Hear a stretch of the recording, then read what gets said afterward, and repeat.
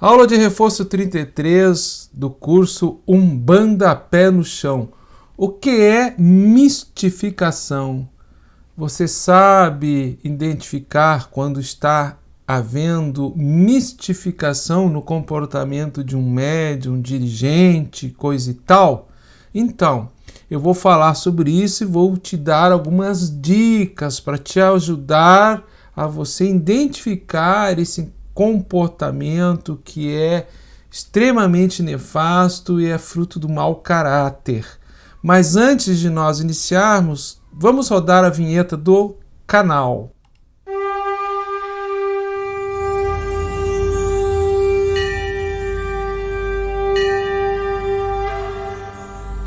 Inscreva-se no canal Universalista EAD e ative as notificações. Além de você ficar sempre atualizado com vídeos novos, você estará nos ajudando para o nosso crescimento no YouTube. Estudo gratuito. Antecipadamente, nosso muito obrigado. Curso Umbanda Pé no Chão, aula de reforço 33. Mistificação. O pessoal pediu para mim falar sobre esse tema. Nós temos uma playlist criada no canal que você assiste desde a videoaula 1. Ok? O vídeo anterior eu falei sobre animismo e animismo vicioso. Então você assista o vídeo anterior, que esse é continuidade, um dá continuidade ao outro. Então, mistificação. Vamos só relembrar o que é animismo. Animismo não é mistificação. Animismo é quando o próprio espírito do médium, o próprio ego do médium, muitas vezes, ele interfere na comunicação mediúnica. Essa interferência nós não podemos olhar tão somente como sendo algo negativo. Essa interferência, normalmente, ela se dá como uma contribuição. O médium está envolvido pelo guia espiritual. Ele pode, inclusive, estar incorporado aura com aura, mas ele é médium consciente. Então, os saberes que o médium tem registrado no subconsciente e no inconsciente, o guia espiritual se utiliza como um software que faz a leitura no HD. Então, acessa essas memórias. Isso é positivo. Não tem nada de ruim disso. Acontece com todos os médiuns conscientes hoje, que é 99,9%. Falei sobre o animismo vicioso no vídeo anterior, mas o que é mistificação? Mistificação ela acontece quando o médium, de maneira intencional e premeditada, ele finge. Ele finge que é o caboclo, ele finge que é o Exu, ele finge que é incorporado. A principal mistificação que a gente vê nos dias de hoje é fingir que é inconsciente e você não é inconsciente. Então isso acontece em muitos locais. Então, caracterizado isso, a mistificação é negativa.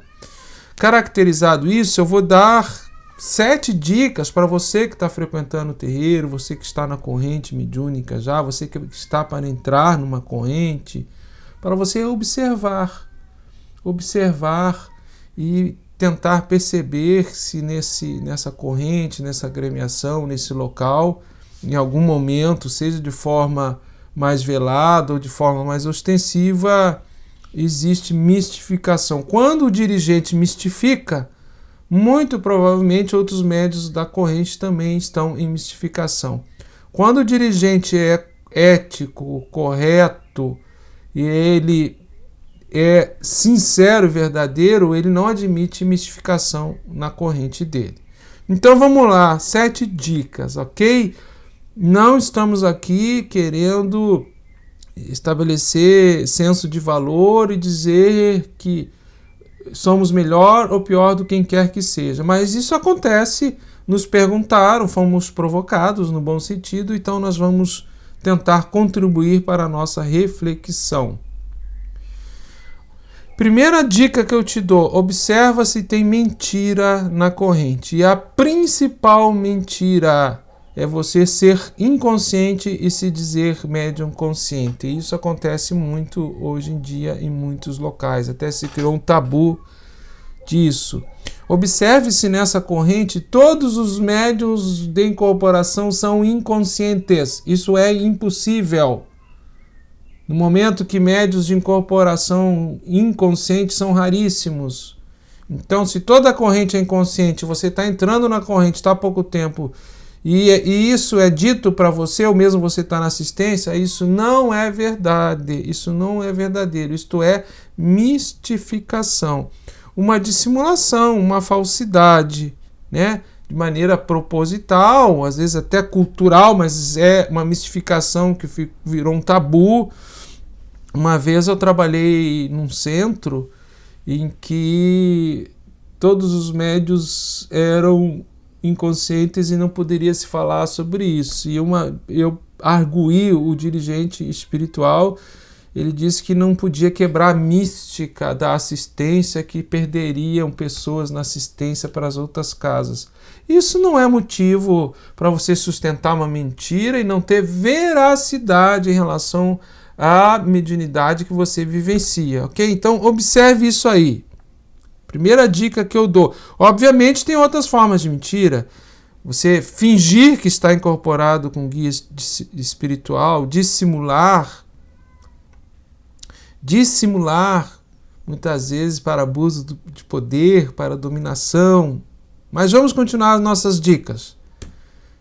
Segunda dica: induzir o consulente ou induzir os outros irmãos de corrente no aconselhamento espiritual.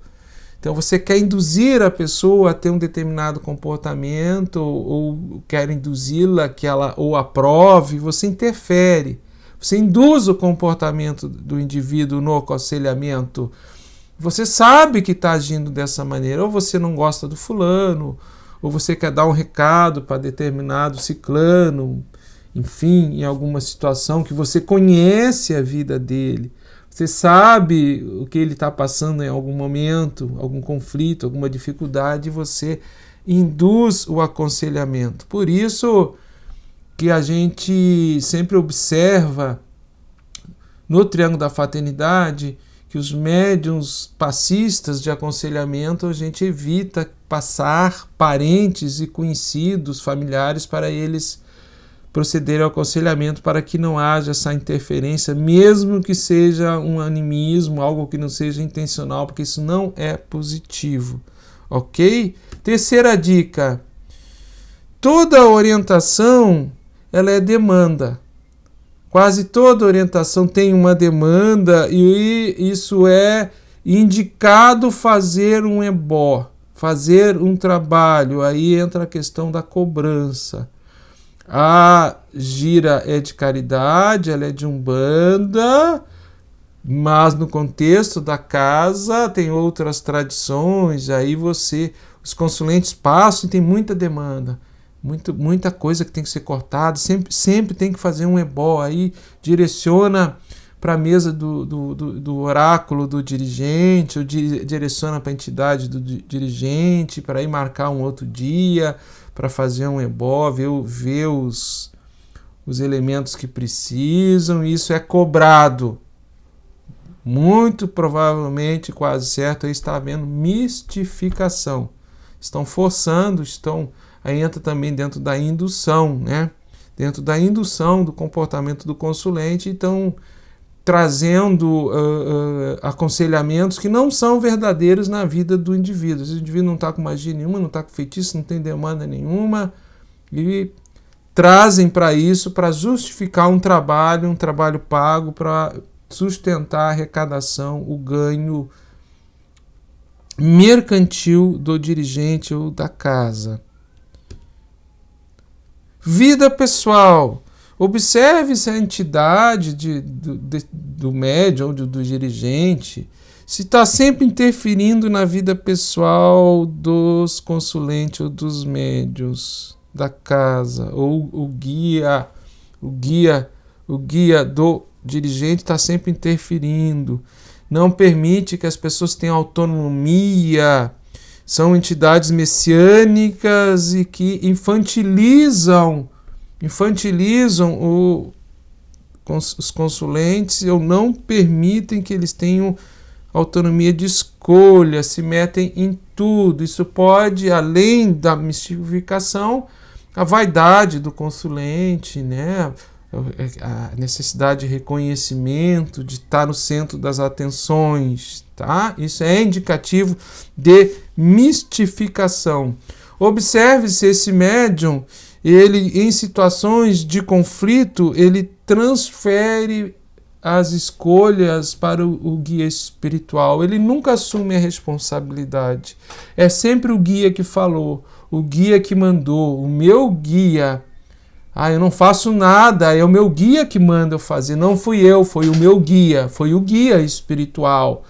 Ele transfere, não assume nenhuma responsabilidade. Isto é mistificação. Os guias espirituais não utilizam-se deste recurso, né, de assumirem todas as nossas escolhas. Muito pelo contrário, eles querem que nós cresçamos, que nós evoluamos, que nós tenhamos maturidade, autoconhecimento. Ok? Então, esse médium que não assume a responsabilidade pelos seus conflitos, ele transfere suas escolhas, suas decisões para o guia espiritual. Então, aí ele não entra em contrariedade.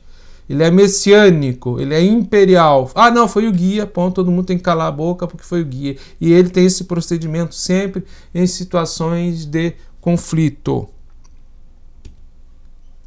A questão do dinheiro. Questão de dinheiro. Observe, o consulente passa no aconselhamento e esse consulente tem bom poder aquisitivo, boa roupa, se veste bem, aí sai prescrição, sai recomendação de trabalhos caros. Consulente mais pobre, ele nem é atendido por vezes, é só feito um pequeno sacudimento, um bate-folha e ele é dispensado.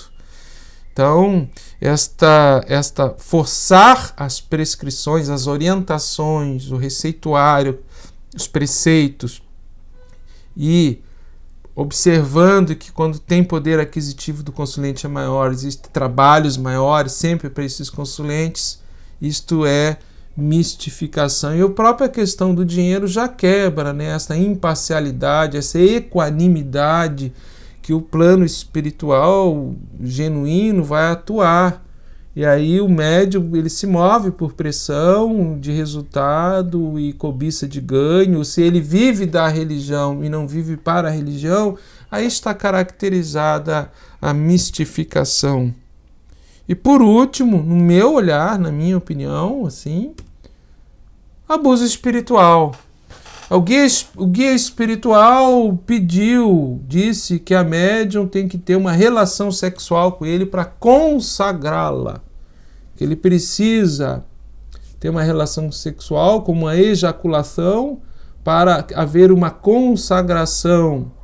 Olha, gente, isso aí infelizmente tem relatos que acontecem, isso é um caso extremo, obviamente, de abusos sexuais dentro de correntes. Isso não ocorre só nas ditas umbandas ou cultos, né, ditos umbandistas, isso acontece em outras seitas, outras religiões, outras doutrinas. Pontualmente a gente tem relato disso aí em todas as religiões. Isso não desmerece a umbanda ou o umbandista na sua essência, porque isso é fruto do mau caráter humano. Então esse é o pior abuso espiritual que você pode observar. E o abuso espiritual ele se dá no contexto, né, de você envolver dinheiro na orientação, de você não assumir a responsabilidade da sua opinião, que é seu, que é do guia, da interferência da vida pessoal do consulente, dos médiuns, de você forçar que tudo é demanda, que tem que fazer um ebó, de você induzir o consulente mentindo para ele que ele tem determinados trabalhos, determinados feitiços, obsessões, etc, etc, etc, vinculando isso a trabalhos, a ebós, e tudo começa lá na mentira.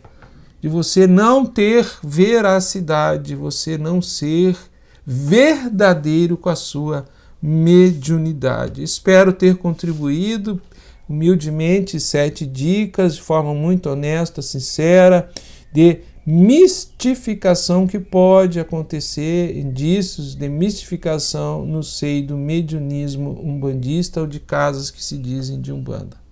Meu muito obrigado, até a nossa próxima videoaula aqui no canal Universalista EAD.